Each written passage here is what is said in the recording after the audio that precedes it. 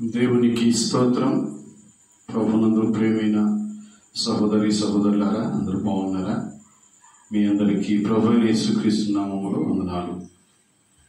మరి ఈరోజు దేవుని వాక్య ధ్యానం నిమిత్తమై ఒక మాటను మీకు జ్ఞాపకం చేస్తాం.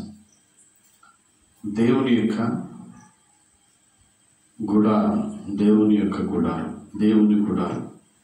మనమందరం ఏదో ఒక రోజున దేవుని రాజ్యానికి, పరలోక రాజ్యానికి చేరవలసిన వారు కనుక ఆ రాజ్యాన్ని గుర్తుంచుకొని ఈ లోకంలో జీవించినంతకాలం దేవునికి నమ్మకంగా ఉండాలి.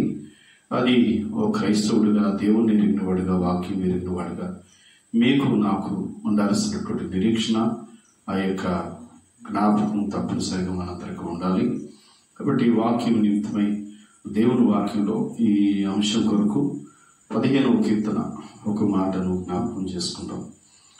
యెహోవా నీ గుడారంలో అతిథిగా ఉండదగిన వాడు, నీ పరిశుద్ధ పర్వతం మీద నివసింపదగిన వాడు. అదే మాటను కీర్తన 24 వచనంలో కూడా ఉంటుంది. యెహోవా పరిశుద్ధ పర్వతం మీద నివసింపదగిన వాడు. ఇలా 2 చోట్ల అదే 2 ప్రశ్నలు ఉన్నాయి.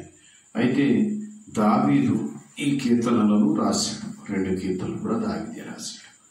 ఎందుకు ఈ మాటలు ప్రస్తావించాడు అంటే, తాను ఏదో ఒక రోజున ఈ అధికారాన్ని, ఈ రాజ్యాన్ని, ఈ భూలోకాన్ని విడిచిపెట్టి దేవుని సన్నిధికి వెళ్ళాలనేటువంటి గ్రహింపు ఉంది. అయితే దాని కొరకు ఆలోచిస్తున్నప్పుడు ఏమని ఆలోచన వచ్చిందంటే, తాను దేవుని రాజ్యం కొరకు సిద్ధపరచుకోవాలనుకుంటూ దాని క్రింద సమాధానం రాశాడు. ఏం రాశాడంటే, అయితే యథార్థమైనటువంటి ప్రవర్తన కలిగి నీతిని అనుసరించు హృదయపూర్వకంగా నిజం పలుకువాడు.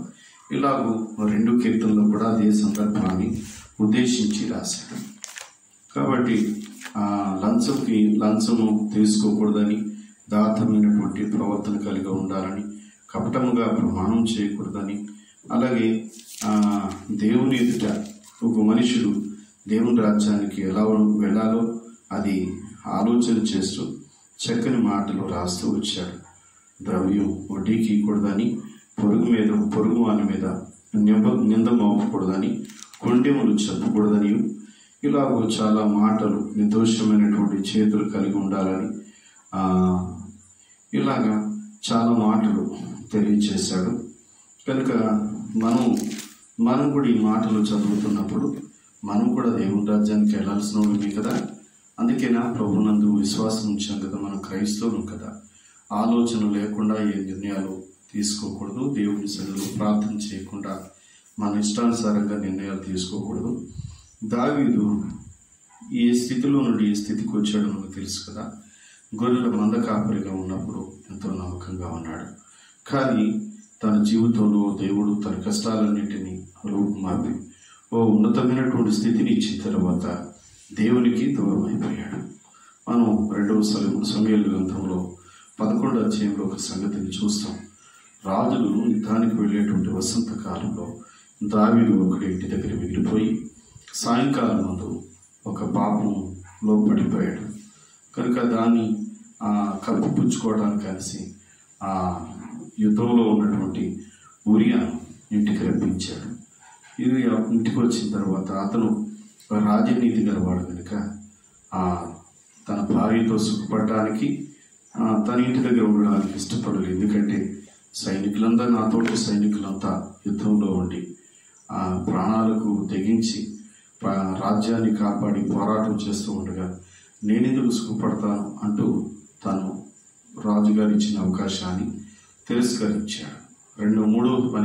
రెండో పని చేసేటట్టు దావీదు అతని యొక్క మరణ శాసనాన్ని వ్రాసి మోసం చేసి తనకు తెలియకుండానే అది సైన్యాధిపతి దగ్గరికి పంపించాడు. సైన్యాధిపతి యుద్ధంలో అతను పెట్టి చంపించాడు రాజు యొక్క మాటలు బట్టి. అనగా దావీదు 3 పాపాలు చేశాడు. కనుక తన గుండె కొట్టుకుంటుంది, భయపడుతున్నాడు.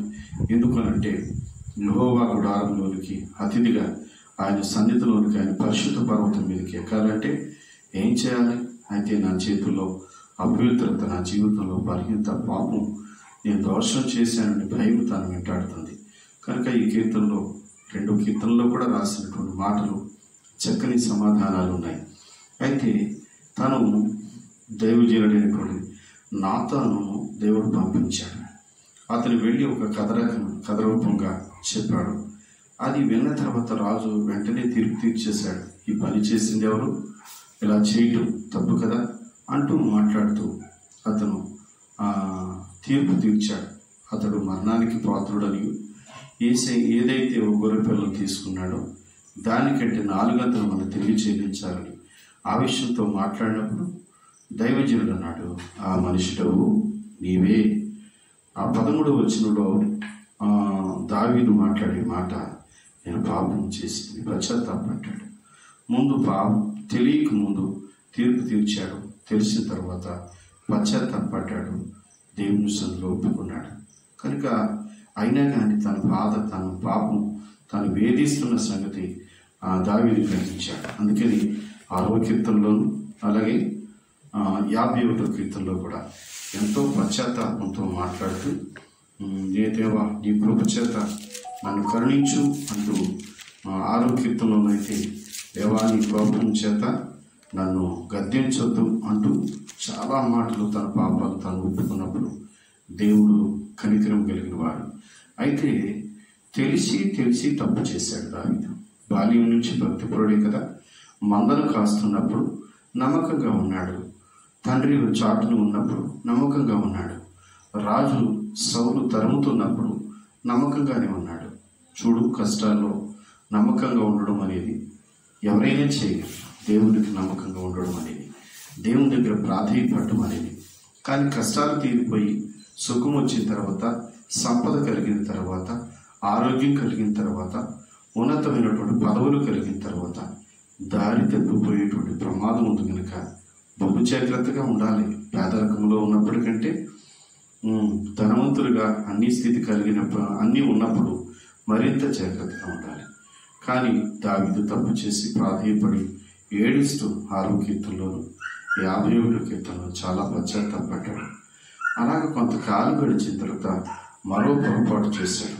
అప్పుడు దావీదు ఇంకా ఏడ్చి ప్రభు సన్నిధిలో ప్రార్థన చేశాడు.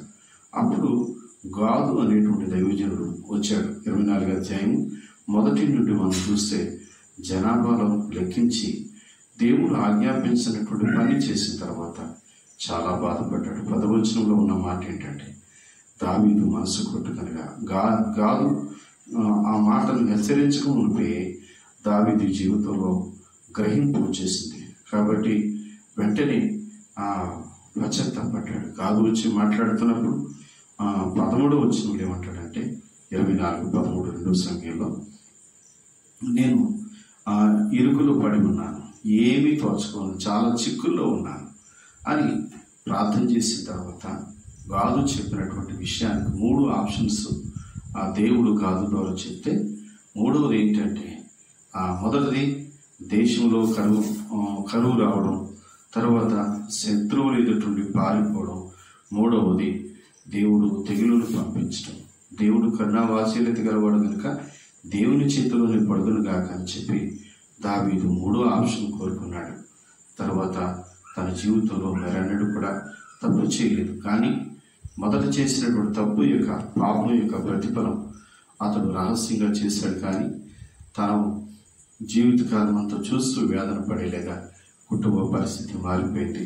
ఇప్పుడు మీతో మాట్లాడే మాట, దేవుని వాక్యం మనతో మాట్లాడే మాట ఏంటంటే, మనం ఏ వయసులో ఉన్నా, ఏ వృత్తి చేస్తున్నా, ఏ చోట ఉన్నా మనం దేవునికి భయపడాలి సుమా.